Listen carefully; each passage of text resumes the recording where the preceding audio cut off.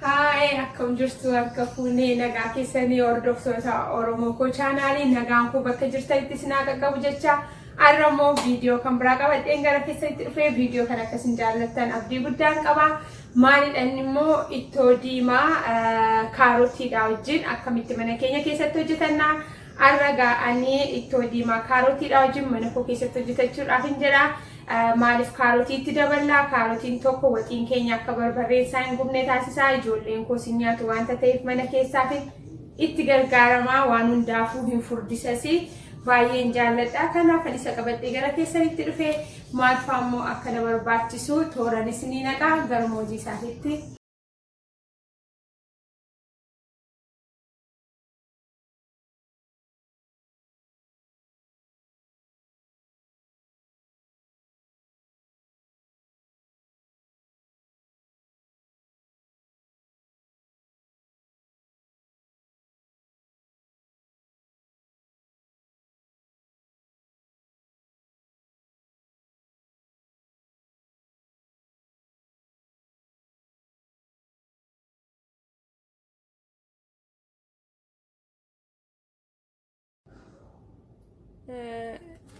Ammagaa gara hojii isaa jalqabuutti deemaan jira.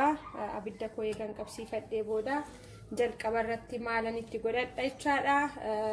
Zayitii koon itti godhadha. An dursee zayitii waanan itti godhuu fi shunkurtii dafeenuu bisheessa jechaadha.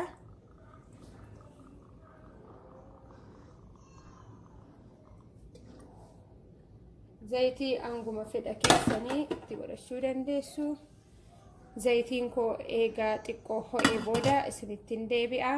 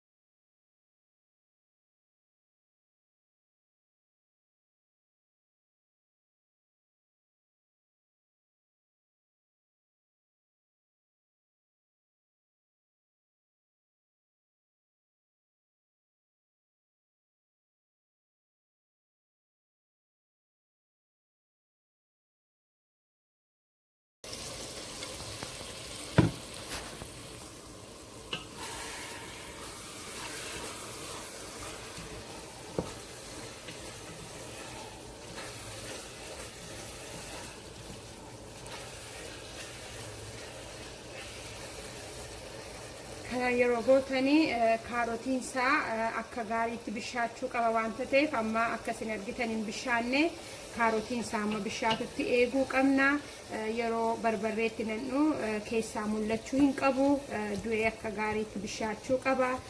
Egaa anuma faana tura xiqqoo ishee haa bishaatu neennaa jechuudha.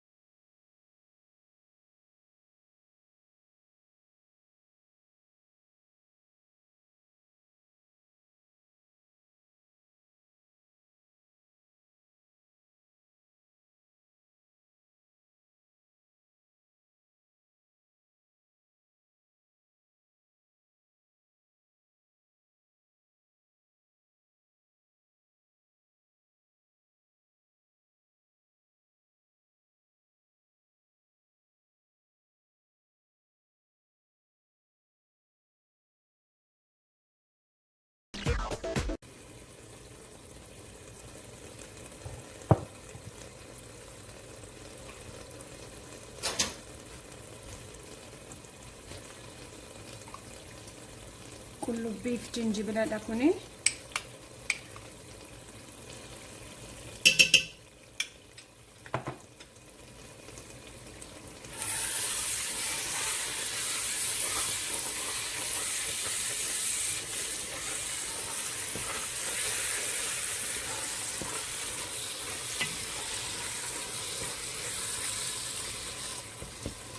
Kun eega bishaatee booda sinittan deebi'a.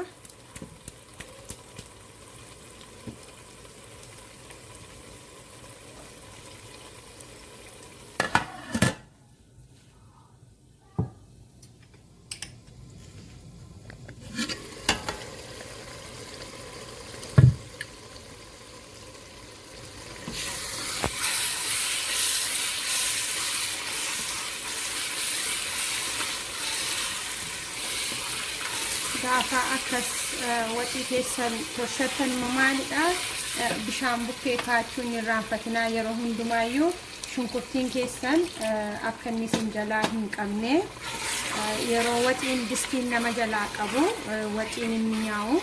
Kanaaf bishaan keenyatti cobsaa suutaa ituu distiin keenya hin qabin shunkurtaa barbarree zayitii keenya kana akka gaariitti bisheessuu qabna. Waxii kan mi'eessu jalqaba irratti isa nuun haala kanaan bisheeffannuudha. Isa dhumatti filannan osoo hin ta'in kanaaf shunkurtaa keessan irra deebiin isinitti himaa xuruutti bisheessuu hin irraanfatinaa. Bishaan keessanis bukkeetti irra kaattanii haala kanaan itti cobsataa. Amma akkana jalaa hin qabne maalan godhachuudha akkasitti xiqqeessee itti naqaa ittan qadaadadhaa jechuudha.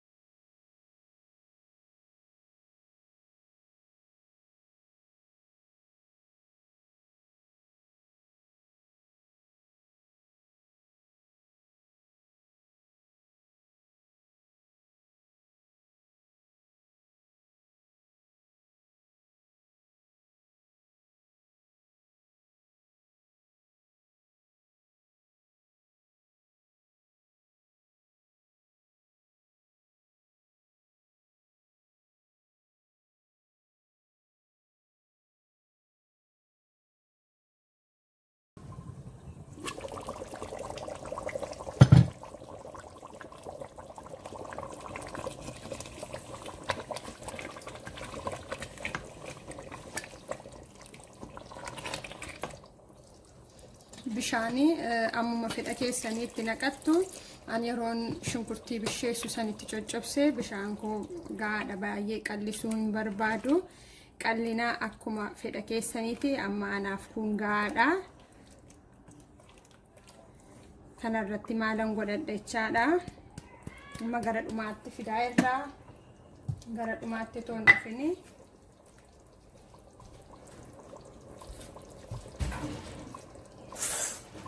Makallashaadha.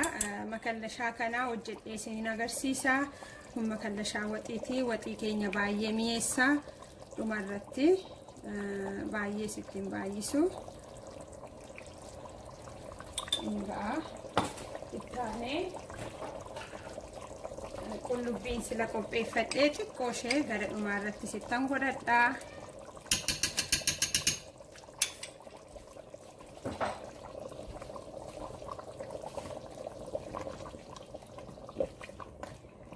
ittaanii immoo maalan itti godhadha dhadhaa koos ittan godhadhachaadha.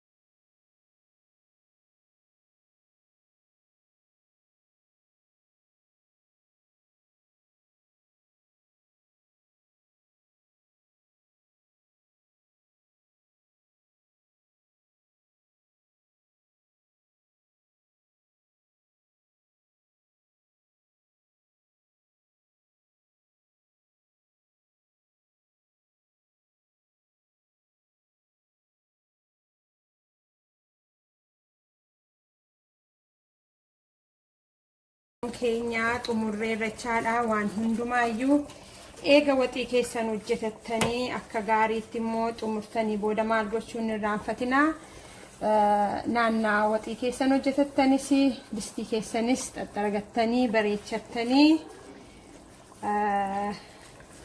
kaawwachuun immoo gaariidha. Amma kun nan raawwadhe jechuudha. Viidiyoon koo har'aa kana fakkaataa waan amma